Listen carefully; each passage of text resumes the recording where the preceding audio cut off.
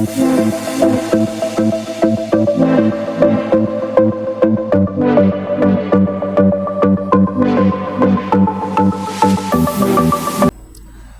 दोस्तों,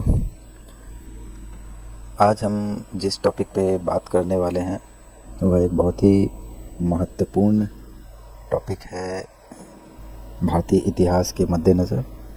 और इससे रिलेटेड काफ़ी सारे क्वेश्चंस जनरल कंपटीशन में आते रहते हैं, काफ़ी सारे प्रश्न इस टॉपिक से आते हैं। तो यह एक बहुत ही महत्वपूर्ण टॉपिक है और बहुत ही अच्छा टॉपिक भी है और इसको पढ़ने में मज़ा भी आता है। आज हम लोग बात करेंगे, इस वीडियो में हम बात करेंगे 1857 के विद्रोह की। लेकिन इस वीडियो को शुरू से करने से पहले मेरी आपसे रिक्वेस्ट है कि इस वीडियो को सब्सक्राइब कर लें, लाइक कर लें, शेयर करें और बेल आइकन को ज़रूर दबाएं ताकि सबसे पहले वीडियो के नोटिफिकेशन आप लोगों को मिलते रहें। तो आइए चलते हैं कंप्यूटर की स्क्रीन की तरफ और डिस्कस करते हैं इस टॉपिक को, 1857 का विद्रोह।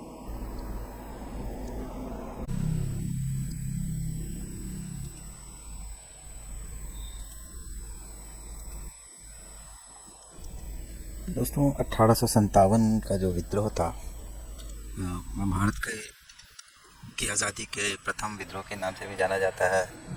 और यह विद्रोह हालांकि यह एक बहुत बड़ा संगठित विद्रोह था, किंतु यह इस विद्रोह को कुचल दिया गया ब्रिटिश सरकार के द्वारा। इसके भी बहुत सारे कारण थे और इन कारणों को भी हम आगे देखेंगे। पॉइंट वाइज मैंने स्लाइड बना दिए हैं, आप लोग चाहें तो स्लाइड्स में जो भी पॉइंट्स लिखे हैं वो उन्हें नोट डाउन भी कर सकते हैं। और लिखने की आदत से जाहिर सी बात है कि लिखने की आदत एक बहुत ही अच्छी आदत होती है और ये लिखने की आदत आपको मेमोराइज भी करवा देती है, याद हो जाते हैं, टॉपिक्स याद हो जाते हैं।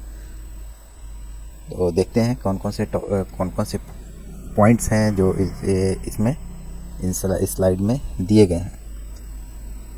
यह ब्रिटिश ईस्ट इंडिया कंपनी के खिलाफ संगठित प्रतिरोध की पहली अभिव्यक्ति थी। हाँ, इसका मतलब क्या है कि यह ब्रिटिश ईस्ट इंडिया कंपनी जब से भारत में आई थी और भारत में अपने कॉलोनियल कब्जे को स्थापित किया था, उसके बाद से यह एक पहला ऐसा विद्रोह था जो संगठित विद्रोह था। संगठित विद्रोह का मतलब क्या होता है, तो इसको छोटी सी बातें हम बहुत बड़े लेक्चर में तो नहीं जाएंगे, लेकिन संगठित का मतलब होता है प्लान किया हुआ। और प्लान का मतलब होता है इसकी बाज़ाब्ता ब्लूप्रिंट बनाई गई थी कि किस तरह से विद्रोह को आगे बढ़ाना है और किस व्यक्ति का क्या कार्य रहेगा और कौन सा व्यक्ति किस क्षेत्र में, किस एरिया में इस विद्रोह की अगुवाई करेगा। तो इसको बोलते हैं संगठित। कोई भी कार्य को जब प्लान करके किया जाता है तो उसे संगठित बोला जाता है। तो ये भारत का के स्वतंत्रता संग्राम का पहला संगठित विद्रोह था। हालांकि इसकी पृष्ठभूमि कुछ और थी। इसकी पृष्ठभूमि के बहुत से रंग थे, लेकिन इसे माना जाता है कि यह एक स्वतंत्रता संग्राम के लिए है। आगे दूसरा पॉइंट है, यह ब्रिटिश ईस्ट इंडिया कंपनी की सेना के सिपाहियों के विद्रोह के रूप में शुरू हुआ, लेकिन जनता की भागीदारी भी इसमें हासिल कर ली। हालांकि यह ब्रिटिश ईस्ट इंडिया में जो भारतीय सैनिक भर्ती काम कर रहे थे उनके द्वारा छेड़ा गया था यह विद्रोह, लेकिन धीरे धीरे इस विद्रोह में भारत की आम जनता, बहुत से शासक, हालांकि उनमें से कुछ शासकों की अपनी ज़्यादती फ़ायदे भी थे, लेकिन फिर भी उन लोगों ने इस विद्रोह में भागीदारी सुनिश्चित करने की कोशिश की। विद्रोह को कई नामों से जाना जाता है, जिसे अभी मैंने पहले बताया। विदेशी इसे ब्रिटिश इसे सिपाही विद्रोह के नाम से संबोधित करते हैं। भारतीय विद्रोह, महान विद्रोह, भारतीय इतिहासकार इसे भारतीय विद्रोह के नाम से, या देश की इसे, चूँकि यह पहली विद्रोह थी तो इसे महान विद्रोह भी कहा जाता है। और विनायक दामोदर सावरकर ने इसे स्वतंत्रता का पहला विद्रोह भी बताया है। अब इसके कारण क्या क्या थे, तो इसके मुख्य राजनीतिक कारण को देखते हैं। अंग्रेज़ों की विस्तारवादी नीति 1857 के विद्रोह का प्रमुख राजनीतिक कारण अंग्रेज़ों की विस्तारवादी नीति और व्यापगत का सिद्धांत था। विस्तारवादी नीति का मतलब क्या होता है? विस्तार का मतलब आप जानते ही हैं, फैलाना। नीति का मतलब, वादी नीति का मतलब क्या हो गया कि हालांकि ब्रिटिश ईस्ट इंडिया कंपनी यहाँ पे आई थी बिजनेस करने, लेकिन धीरे धीरे वह यहाँ पे उसने अपने पैरों को फैलाना शुरू कर दिया और फिर धीरे धीरे यहाँ के सत्ता पे काबिज हो गया। तो यह नीति जो थी वो क्या कर रही थी, बाहर देश की जनता में असंतोष व्याप्त कर रही थी, और जहाँ पर असंतोष होता है वहाँ विद्रोह होता है। तो ये अंग्रेज़ों की विस्तारवादी नीति एक इसका मुख्य कारण थी, इस विद्रोह का। बड़ी संख्या में यहाँ इसमें एक और बात आप देख सकते हैं, व्यापगत का सिद्धांत। तो व्यापगत का सिद्धांत को एक और नाम से भी जाना जाता है, बड़ा अच्छा नाम है इसका, हड़प नीति। तो हड़प नीति का सिद्धांत, तो इसको आगे पॉइंट में बताया गया है। तो इस नीति के वजह से भी यह विस्तारवादी नीति का मुख्य हथियार के रूप में जिसे अपनाया गया उसे व्यापगत का सिद्धांत या हड़प नीति कहा जाता है। बड़ी संख्या में भारतीय शासकों और प्रमुखों को हटा दिया गया, जिससे अन्य सत्तारूढ़ परिवारों के मन में यह भय पैदा हो गया। यह एक बड़ा ही महत्वपूर्ण बात है। जब अभी मैंने बताया कि कुछ राजनीतिक घरानों के कुछ अपने निजी फायदे भी थे, जिसके कारण वो इस विद्रोह में साथ देने के लिए आगे आए। चूँकि अंग्रेज़ों ने विस्तारवादी नीति और से व्यापगत के सिद्धांत के थ्रू जगह जगह वहाँ के शासकों से उनकी सत्ता छीननी शुरू कर दी थी, तो अब जिनके पास सत्ता बची हुई थी उनके अंदर भय पैदा हो गया कि भाई ये तो बहुत तेज़ी से फैल रहे हैं, आज नहीं तो कल मेरी भी सत्ता जाएगी। तो इस वजह से लोगों ने इस विद्रोह में अपनी भागीदारी सुनिश्चित करनी चाहिए। इसमें प्रमुख जो घराने थे कौन कौन से थे? लक्ष्मीबाई के दत्तक पुत्र को झांसी के सिंहासन पर बैठने की अनुमति नहीं दी थी। डलहौजी ने अपने व्यापगत के सिद्धांत का पालन करते हुए सतारा, नागपुर और झांसी जैसी कई रियासतों को अपने अधिकार में ले लिया था। तो व्यापगत का सिद्धांत क्या था? व्यापगत के सिद्धांत के अनुसार क्या था कि यदि कोई शासक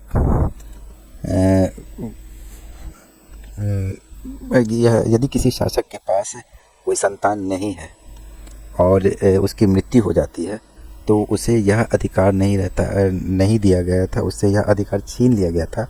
यूँ कहा जाए कि उससे यह अधिकार छीन लिया गया था कि आपके पास अगर कोई पैतृक उत्तराधिकारी नहीं है, मतलब आपका कोई पैदा किया हुआ बच्चा नहीं है, तो आप किसी को गोद लेके शासन पे काबिज नहीं कर सकते हैं। वो शासन अब अंग्रेज़ों के हाथ में चली जाएगी।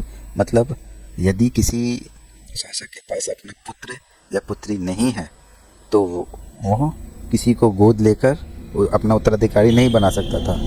या कोई ऐसा शासक जिसके पास पुत्र या पुत्री नहीं है और वो शासन से त्याग करना चाहता है, तो वो अपना उत्तराधिकारी नहीं बैठा सकता था।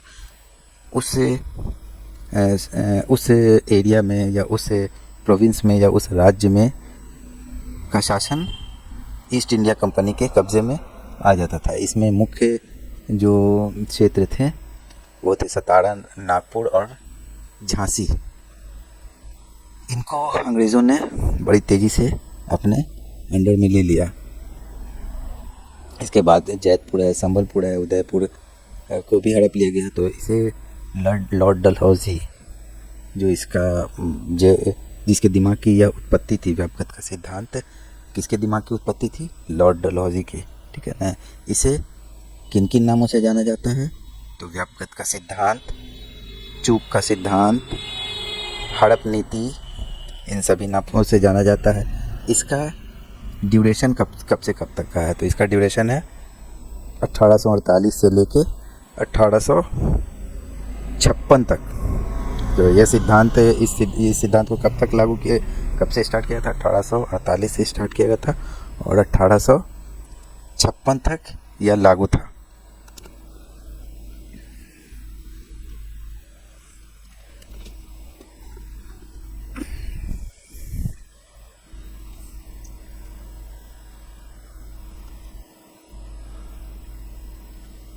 हाँ, 1840 के दशक के अंत में लॉर्ड डलहौजी द्वारा पहली बार व्यक्तिगत का सिद्धांत नामक उल्लेखनीय ब्रिटिश तकनीक का सामना किया गया।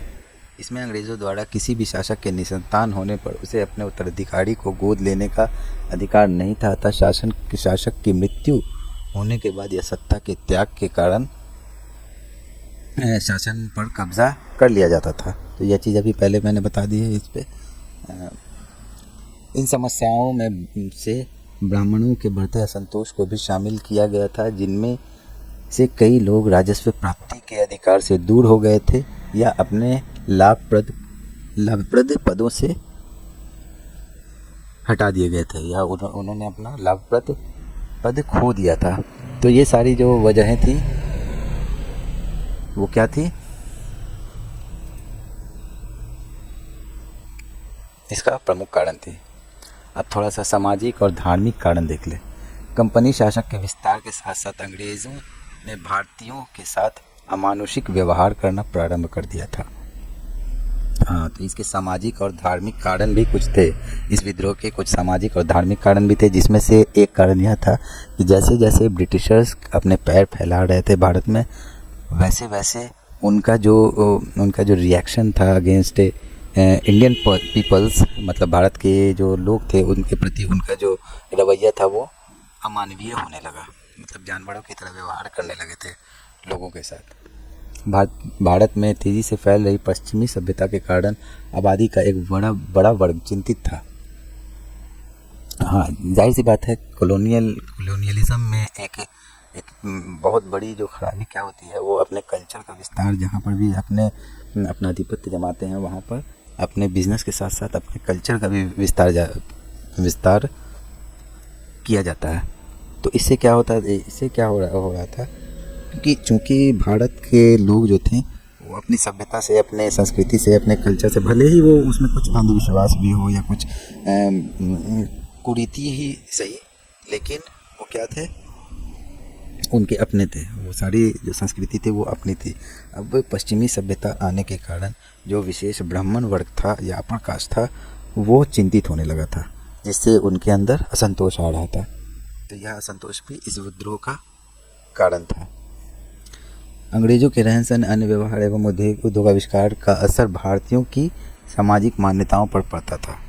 जाहिर सी बात है कि क्योंकि कल कारखाना में काम करने वाले लोग जहाँ पे 20-25 व्यक्ति काम करते थे, वहाँ एक मशीन से वो 20-25 व्यक्ति क्या हो गए, बेरोज़गार हो गए। उनके काम करने का तरीका अलग था, फास्ट काम करते थे, टेक्नोलॉजी पे रिलाई करते थे, जिसके कारण मजदूर वर्ग में खासा असंतोष फैल गया था।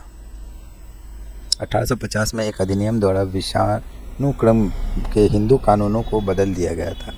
हाँ, इसमें कुछ हिंदू कानून जो थे, जो पहले से चले आ रहे थे 1850 में, उन कानूनों में कुछ बदलाव कर दिया गया था, जिससे ख़ास तौर से हिंदू वर्ग में काफ़ी असंतोष की भावना ने घर कर लिया। इसी के साथ साथ धार्मिक मान्यताओं में भी थोड़ी सी असंतोष हो गई। वो लोग अपने मिशनरीज़ को यहाँ बुलाकर अपने ईसाई धर्म का विस्तार करने लगे। जो अनुसूचित जाति, अनुसूचित जनजाति के लोग थे, जो पिछड़े वर्ग के लोग थे, उनको बरगलाकर ईसाई धर्म में शामिल करना शुरू कर दिया था। तो ये सारी चीज़ें, धार्मिक कारण ये हो गया, या एक धार्मिक कारण हो गया। तो इसमें सामाजिक कारण भी है और धार्मिक कारण भी है।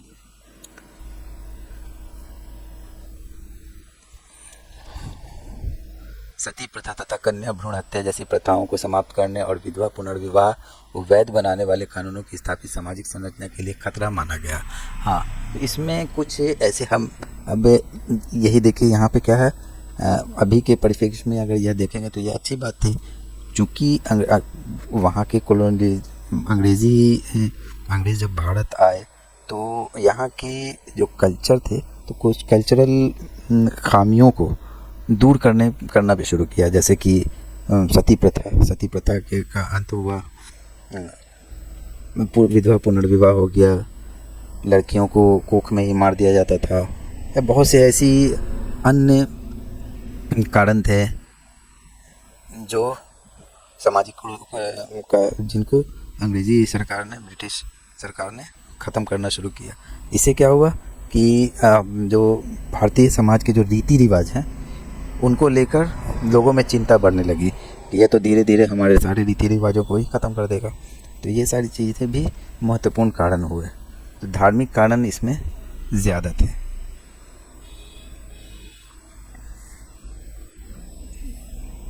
आगे पॉइंट्स लिखे हुए हैं, आप इन पॉइंट्स को देख सकते हैं, अपने कॉपी में लिख सकते हैं। आर्थिक कारण, ग्रामीण क्षेत्रों में किसान और जमींदार भूमि पर भारी भरकम लगान और कर वसूली के सख्त तौर तरीकों से परेशान थे। आप लोगों ने लगान फिल्म देखी ही होगी, तो उससे यह समझ में आ जाएगा कि ब्रिटिश ईस्ट इंडिया कंपनी जो थी वो क्या करती थी। लगान जो टैक्स होता था, किसानों से टैक्स वसूलती थी, और वो लगान ना देने की सूरत में उनके साथ जानवरों जैसा सलूक किया जाता था। उनकी ज़मीन हड़प लिए जाते थे, अपने ही खेत में उनको बंधुआ बनाकर काम किया जाने लगता था। तो इन सब चीज़ों से किसान और ज़मींदार दोनों परेशान थे। बड़ी संख्या में सिपाही खुद किसान वर्ग से थे और वे अपने परिवार गांव को छोड़कर आए थे, इसलिए किसानों का गुस्सा जल्द ही सिपाहियों में भी फैल गया। तो इस पॉइंट को तो हमको लगता नहीं है कि समझाने की ज़रूरत है। इंग्लैंड में औद्योगिक क्रांति के बाद ब्रिटिश निर्मित वस्तुओं का प्रवेश भारत में हुआ, जिसने विशेष रूप से भारत के कपड़ा उद्योग को बर्बाद कर दिया। अब यह देखिए, यहाँ पे आर्थिक कारण में एक थोड़ी सी चीज़ मैं आपको समझाता चलूँ, इकोनॉमिक्स से रिलेटेड, और इससे पॉइंट से भी रिलेटेड क्वेश्चन विभिन्न परीक्षाओं में पूछे जाते हैं। भारत से जो सामान ब्रिटिश 1 रुपए में ख़रीदते थे, उस सामान को ब्रिटिश अपने मार्केट में 60 से 70 गुना मुनाफा कमाकर बेचते थे। बहुत बार तो ऐसा होता था कि भारत से ही खरीदी हुई सस्ती चीज़ों को भारत में ही महंगे दामों पर बेचा जाता था। तो इस तरह से जब वहाँ औद्योगिक क्रांति हुई, तो जाहिर सी बात है कि वो औद्योगिक क्रांति के बाद जो भी वो वहाँ पे जो माल निर्मित होता था उसे भारतीय बाज़ार में भी बेचा जाता था। तो वहाँ पे औद्योगिक क्रांति के फलस्वरूप वहाँ पे मशीनों से काम होता था। तो जाहिर सी बात है कि मशीनों से बने हुए कपड़े और हाथ से बने हुए कपड़े की फिनिशिंग में थोड़ा सा फ़र्क आ जाता था। उससे क्या हुआ कि यहाँ का जो कपड़ा उद्योग था वो क्या हुआ, धीरे धीरे बर्बाद होने लगा। और बर्बाद होने के साथ साथ अब क्या किया, अंग्रेज़ों ने उससे कमज़ोरी का फ़ायदा उठाकर, अब जाहिर सी बात है कि जिनके कपड़े के कल कारखाने थे वो उनको मुनाफा कम होने लगा, उनका व्यापार घाटे में जाने लगा। तो इसका फ़ायदा उठाकर अंग्रेज़ अपना ही माल उनके कारखानों में बनवाने लगे। इससे क्या हुआ कि अंग्रेज़ों का जो वहाँ से लाने का जो खर्च होता था वो ख़त्म हो गया। यहीं से कपास की खेती होने लगी, यहीं पे माल निर्मित होने लगे, और यहीं पे मुनाफे में मतलब यहीं भारत में ही बनी हुई वस्तुओं को भारत के ही बाज़ार में बेचा जाने लगा। इससे क्या हुआ, यहाँ के कल कारखाने के जो मजदूर ओनर थे और मज़दूर थे वो काफ़ी असंतोष में व्याप्त हो गए। अब इसका सबसे लास्ट कारण जो सैन्य कारण है उसे हम देख लेते हैं। बाकी पॉइंट्स को आप लोग जो भी पॉइंट्स इसमें लिखे हुए हैं इसको अच्छे से याद कर लीजिए, टॉपिक वाइज क्वेश्चंस को रिवाइज कीजिए। मैं बार बार यह कहता हूँ कि आप जो भी क्वेश्चन जिस भी टॉपिक को पढ़ने के लिए बैठते हैं उस टॉपिक को पढ़ें, समझें और उससे ऑब्जेक्टिव क्वेश्चंस खुद बनाएं, एमसीक्यू बनाएं, और एमसीक्यू बनाने के बाद उसको सॉल्व करना शुरू करें, या फिर इंटरनेट से मटेरियल निकालें, उससे रिलेटेड एमसीक्यू निकालें और उन्हें एमसीक्यूज़ को सॉल्व करना शुरू करें।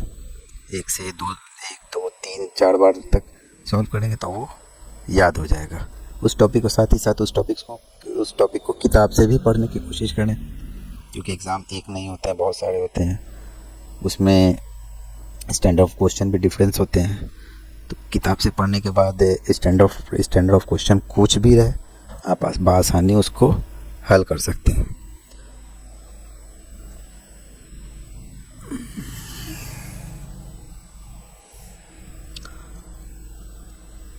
इसी तरह से तात्कालिक कारण भी कुछ थे।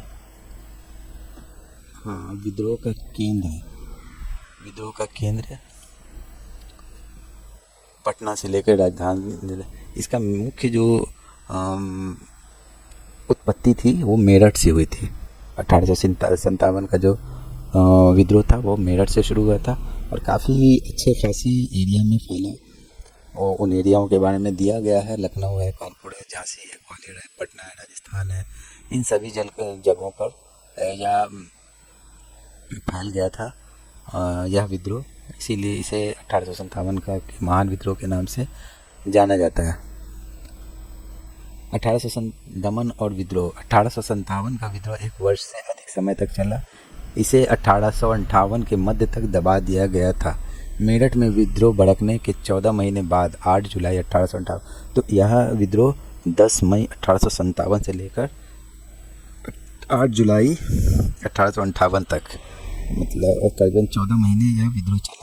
और इसे अपने उत्पत्ति के 14 महीने के बाद इसे दबा दिया गया। इसमें विद्रोह का आप यहाँ पे नीचे लास्ट कॉलम में देख सकते हैं कि इसमें विद्रोह का स्थान, भारतीय नेता, कौन कौन से नेता इसमें सम्मिलित थे और इसके समय इस विद्रोह को दबाने के लिए किस शासक ने, ब्रिटिश गवर्नर या फिर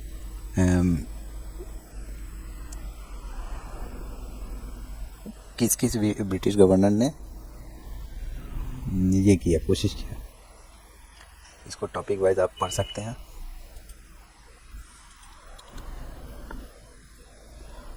अब इसकी असफलता के कारण, तो इसकी असफलता के कारण भी प्रमुख है कुछ, एक को मैं गिनवा देता हूँ, बाकी तो आपको स्लाइड में नज़र आ रहे हैं। स्लाइड को वीडियो को पॉज करके रोक के आप लोग इसे देख सकते हैं।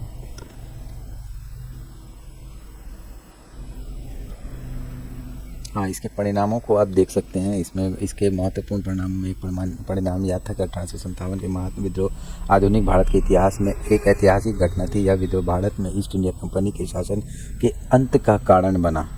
ब्रिटिश राज का प्रत्यक्ष शासन, ब्रिटिश राज ने भारत के शासन की जिम्मेदारी सीधे अपने हाथों में ले ली। तो इसमें ईस्ट इंडिया कंपनी, तो कंपनी से इस विद्रोह के बाद ईस्ट इंडिया कंपनी से शासन की व्यवस्था को छीन लिया गया और ब्रिटिश क्राउन ने इस व्यवस्था को अपने हाथ में सीधे ले लिया और अपने इसको चलाने के लिए गवर्नर अपना यहाँ पे नियुक्त कर लिया। अब वो गवर्नर सीधे ब्रिटिश क्राउन को ही अपनी रिपोर्ट देता था। अच्छा, ईस्ट इंडिया कंपनी क्या थी, इससे रिलेटेड आप टॉपिक्स पढ़ सकते हैं। देखिए, जब पढ़ने के लिए बैठे तो आप वो सिर्फ वही चीज़ ना पढ़ें जो आप पढ़ने के लिए बैठे हैं, उससे रिलेटेड अदर चीज़ों को भी, अदर टॉपिक्स को भी पढ़ने की कोशिश करें। जैसे इसमें बहुत सारी चीज़ें इम्पोर्टेंट हैं, बहुत सारी चीज़ें इंटरेस्टिंग हैं। अब आप ये कह सकते हैं कि इतने से यहाँ पे कुछ शासक ऐसे थे जो इसमें सम्मिलित हुए, इस विद्रोह में सम्मिलित हुए। तो आप पूछ सकते हैं क्यों सम्मिलित हुए। देखिए, एक चीज़ आप याद मान लीजिए, कोई भी किसी विद्रोह में, कोई भी व्यक्ति, कोई भी शासक, कोई भी देश किसी विद्रोह में यदि शामिल होता है तो उसका सिर्फ इमोशनल एस्पेक्ट नहीं होता है। फॉर एग्जांपल, भारत की स्वतंत्रता में हर वर्ग के लोग सम्मिलित थे, महिलाएं थीं, पुरुष थे, हिंदू थे, मुस्लिम थे, SC ST थे, अनुसूचित जाति थे, अनुसूचित जनजाति थे, सामान्य वर्ग के लोग भी थे, हर तरह के लोग थे, बच्चे भी शामिल थे, बूढ़े भी शामिल थे। तो क्या यह लोग सिर्फ इसलिए शामिल थे कि भारत देश थे, भारत को माता मानते थे, भारत एक महान भूमि, भारत मेरा देश था, इसी वजह से? नहीं, इसका व्यवहारिक तथ्य था। व्यवहारिक तथ्य यह था कि हर वर्ग को अपने हिस्से की आज़ादी चाहिए थी। हर वर्ग को अपने हिस्से की आज़ादी चाहिए थी। महिलाओं को अपनी आज़ादी चाहिए थी। सती प्रथा, दहेज प्रथा, विधवा के साथ दुर्व्यवहार, नौकरी ना करने देना, पढ़ाई ना करने देना, घर में बंद रह के रहना, नीची जाति वालों बोलना गलत होगा, अनुसूचित जाति, अनुसूचित जनजाति के लोग इसलिए सम्मिलित हुए कि हमारी सरकार रहेगी तो हमारे बारे में सोचेगी, देश की जनता के बारे में सोचेगी। उनसे वह काम करवाया जाता था जो मनुष्य से तो कम से कम नहीं करवाना चाहिए, वैसे कार्य भी करवाए जाते थे। तो हर व्यक्ति का अपना कुछ व्यवहारिक फ़ायदा भी था, इसलिए वो सम्मिलित हुए। अगर ऐसा ना होता तो भारत की आज़ादी के बाद जो भी सरकार आई उसके खिलाफ प्रोटेस्ट नहीं होता, कभी नहीं होता, क्योंकि भारत तो आज़ाद हो गया था। आज़ादी के बाद भारत की आज़ादी के समय के साथ साथ मनुष्य का उद्देश्य भी बदलता रहता है। तो उस वक्त जो टाइम बीइंग जो उद्देश्य था, उस वक्त का जो उद्देश्य था वो क्या था? भारत को आज़ाद कराना। उसके बाद कुछ और उद्देश्य हुए। भारत से गरीबी का उन्मूलन हो गया, भूमि सुधार हो गया, महिला सशक्तिकरण हो गया, बहुत सारी चीज़ें हुई। तो एक उद्देश्य पूरा होने के बाद उद्देश्य ख़त्म नहीं हो जाता है। एक उद्देश्य पूरे होने के बाद दूसरा उद्देश्य होता है, उसके पूरे होने के बाद तीसरा होता है। तो इंसान का जो वक्ती तौर पर जो उद्देश्य होता है उसके बारे में सोचता है। तो यहाँ पर भी वही चीज़ है कि जो भी व्यक्ति उस विद्रोह में शामिल हुए, जो भी लोग उस विद्रोह में शामिल हुए, तो वह यह सोच के नहीं शामिल हुए थे कि भारत मेरा देश है, हमको भारत को आज़ाद करवाना है। यदि भारत को स्वतंत्रता दिलाने के लिए ही हर विद्रोह होता तो भारत कब का स्वतंत्र हो जाता। तो कुछ चीज़ें व्यवहारिक भी होती हैं, उसे व्यवहारिक तौर पे ही सोचना चाहिए। जब ख़ास तौर से जब आप स्टडी करने बैठें, पढ़ाई करने बैठें, तो किसी चीज़ को धर्म के या फिर प्रदेश के या फिर इमोशन के कसौटी पर ना तोलें। उसे तटस्थ होके पढ़ें, तटस्थ होके मतलब न्यूट्रल होके सोचना चाहिए। इससे पढ़ने में भी मज़ा आता है और समझने में भी मज़ा आता है।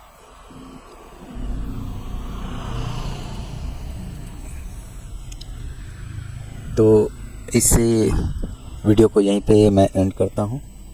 एक छोटा सा टॉपिक था, ज़्यादा कुछ था नहीं, फिर भी वीडियो काफ़ी लंबी होने की संभावना है। धन्यवाद। एक बार और अनुरोध है कि आप मेरे इस वीडियो को लाइक करें, शेयर करें, सब्सक्राइब करें और कमेंट में अपनी राय ज़रूर दें। धन्यवाद।